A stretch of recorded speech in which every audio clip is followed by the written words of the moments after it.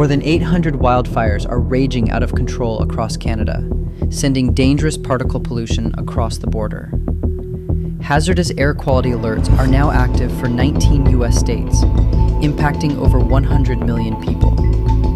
Detroit clocked the worst air quality in the world today, while Toledo, Ohio shattered records with an air quality index peaking past 700. With smoke so thick it is showing up on weather radars, major cities are canceling outdoor events and distributing free KN95 masks.